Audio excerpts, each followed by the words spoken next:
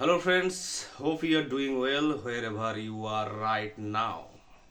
আমরা সবাই জানি যে প্রত্যেক ব্যক্তির মধ্যে ইনফিনিট পোটেনশিয়াল থাকে, অর্থাৎ অসীম ক্ষমতা। অসীম মানে যাকে মেজার করা যায় না, যাকে মাপা যায় না, ইমমেজারেবল, বাউন্ডলেস, সীমাহীন ক্ষমতা থাকে।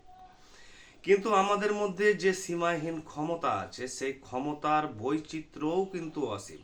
অর্থাৎ আমরা সৃষ্টি করতে, আবিষ্কার করতে, আমরা যে কোনো কিছু পারফর্ম করার ক্ষেত্রে কিন্তু আমরা এই অসীম ক্ষমতাকে কিন্তু ব্যবহার করতে পারি দুর্দান্তভাবে, সফলভাবে। কিন্তু বেশিরভাগ সময় দেখা যায় যে কথা বলার ক্ষেত্রে যখন আপনি হয়তো বা একজন ছাত্র বা আপনি নিজে স্টেজে দাঁড়িয়ে কথা বলছেন, তখন হয়তো আপনার মধ্যে একটা অ্যাংজাইটি কাজ করছে, ভয় কাজ করছে, প্যানিক কাজ করছে, যে যার ফলে আপনি কিন্তু কথা বলতে বলতে কিন্তু হল্ট হয়ে যাচ্ছেন, থেমে যাচ্ছেন, এবং নানান রকমের ডিস্টারবেন্স কিন্তু হয়, দেখা যায়। এবং আপনি যখন কোনো কাজ করছেন, বিশেষ কাজ, সেটা অফিসিয়াল কাজ হোক বা অন্য কোনো তর্ক বিতর্ক আলোচনাতে, দেখা যায় যে আমরা হাইপার হয়ে যাই, অর্থাৎ হাইপার এক্সাইটেড হয়ে যাই, অত্যধিক উত্তেজিত, অত্যধিক রাগ আমাদের চলে আসে, অত্যধিক খুশি, এক্সট্যাসি, উচ্ছ্বাস চলে আসে। এর কারণ হচ্ছে কি, যে আমাদের যে অসীম ক্ষমতা আছে সেগুলোকে আমরা কিন্তু ট্যাপ করতে পারি না, অর্থাৎ সঠিকভাবে ব্যবহার করতে পারি না। কিন্তু যদি প্রত্যেকটি ক্ষমতা, অর্থাৎ সৃজনশীল, ক্রিয়েটিভিটি, ইন্টেলেকচুয়াল পাওয়ার থেকে শুরু করে যা কিছু আছে, আপনি সাহিত্য লিখবেন, আপনি কথা বলবেন, আপনি ডিবেট করবেন, আপনি বক্তৃতা দেবেন, অপরিচিত ব্যক্তির সাথে কথা বলবেন, হাই অথরিটির সাথে কথা বলবেন, এই সব ক্ষেত্রে দেখা যায় যে আমাদের অ্যাংজাইটির ফলে আমাদের মন কিন্তু অন্য জায়গায় পড়ে থাকে এবং আমরা পুরোপুরি শুনতে পাই না, পুরোপুরি আমরা আমাদের 100% দিতে পাই না। ফলে কিন্তু আমরা অসংখ্য ভুল ভ্রান্তি করে থাকি, যার ফলে পরে পস্তানা হয় যে এটা বলা উচিত ছিল না, এটা করা উচিত ছিল না, এই সেই এটসেট্রা এটসেট্রা। এর কারণ হচ্ছে যে আমাদের যে টোটাল ইনফিনিট পোটেনশিয়াল আছে তাকে আমরা সঠিক পথে চ্যানেলাইজ করতে পারি না।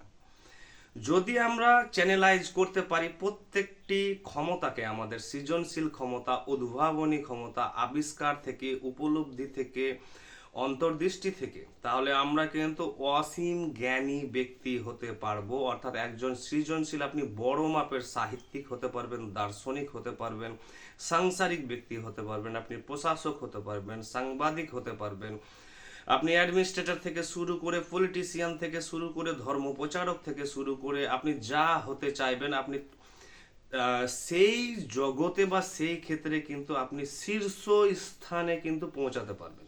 কখন সম্ভব? যখন আপনার প্রত্যেকটি পোটেনশিয়াল কিন্তু তাদের 100% জাগ্রত অবস্থায় থাকবে, অর্থাৎ তারা থাকবে ওয়েকফুল স্টেটে, অর্থাৎ তারা ফুললি অ্যালাইভ, ফুললি অ্যাক্টিভ।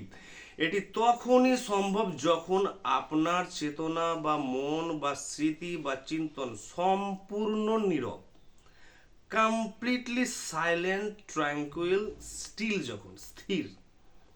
কিন্তু আমাদের মধ্যে ভ্রান্ত ধারণা হচ্ছে যে উত্তেজনা এলেই বোধহয় বেশি এনজয় করা যায়, শরীরে বেশি এক্সাইটমেন্ট ক্রিয়েট হলে, মনে বেশি এক্সাইটমেন্ট ক্রিয়েট হলে হয়তো আমরা বেশি ভালো বলতে পারবো, যার জন্যই আমরা প্রচণ্ড তাড়াহুড়ো করি, যার জন্য আমরা প্রচণ্ড পরিমাণে উত্তেজিত হয়ে পড়ি যে হয়তো উত্তেজনায় কিছু বেস্ট কিছু বেরোবে।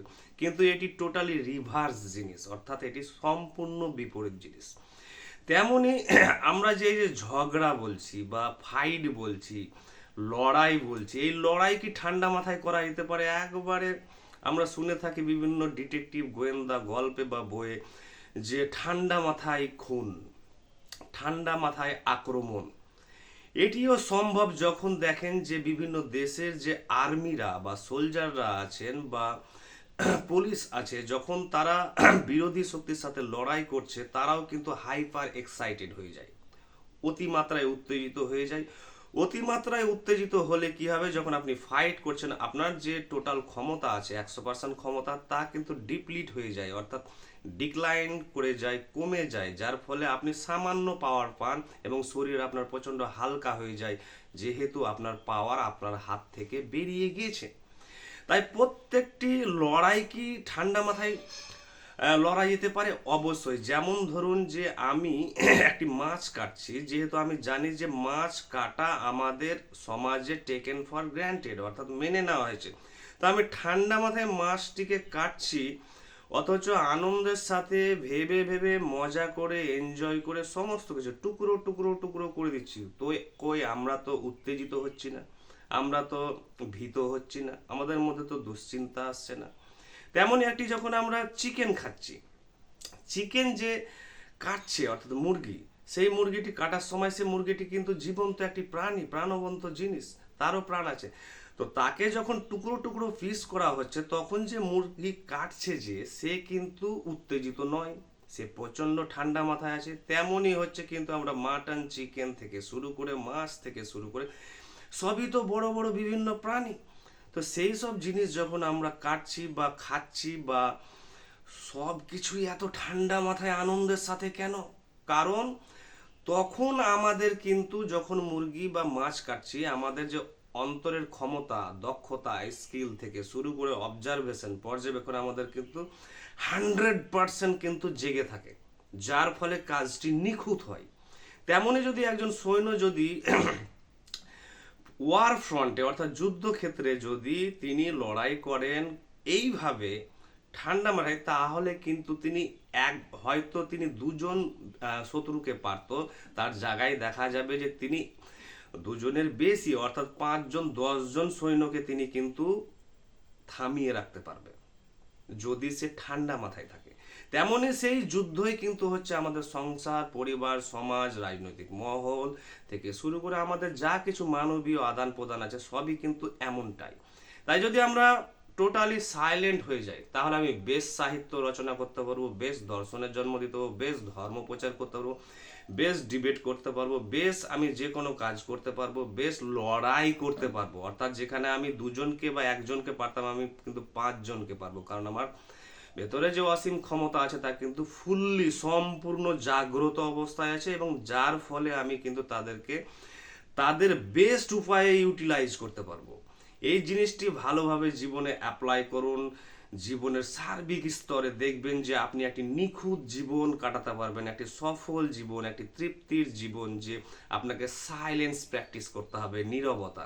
আবার সেই একই কথা যে এই যে আমি স্থির থাকবো বা নীরব থাকবো এবং সমস্ত কথা আমি বলবো, এবং সব কিছুতে যাতে মিনিমাম ভুল ত্রুটি দেখা যাওয়ার সম্ভাবনা থাকে, কিন্তু আমি ব্যক্তিগতভাবে সন্তুষ্ট কখন সম্ভব? সেই হচ্ছে জ্ঞান অন্বেষণ, অন্তর্দর্শন, আত্মসমীক্ষা, নির্জনতা, একাকিত্ব, মনন এবং ধ্যান ছাড়া কিন্তু এই সাইলেন্সকে আমি অর্জন করতে পারবো না, নীরবতাকে। তাই এই নীরবতাকে আমি যদি একবার মাস্টার করতে পারি, অর্জন করতে পারি, তাহলে আমার ভেতরে যা কিছু ক্ষমতা আছে, আপনার পরিবারে তর্ক দিবেন, আপনি পরিবারকে বোঝাবেন, তাড়াহুড়ো না করে, কোনো কিছু না করে, কখন সম্ভব। আর আপনি সব জায়গাতেই সাকসেসফুল হবেন, অপরকে বোঝাতেও সক্ষম হবেন, ডিবেট করতেও পারবেন। আপনি তর্ক থেকে, আপনার লড়াই থেকে শুরু করে প্রত্যেকটি কাজ কিন্তু 100% অ্যাকিউরেটলি সফলভাবে করতে পারবেন। যখন আপনি এই নীরবতার মাস্টার হতে পারবেন, তখনই সম্ভব। Thank you.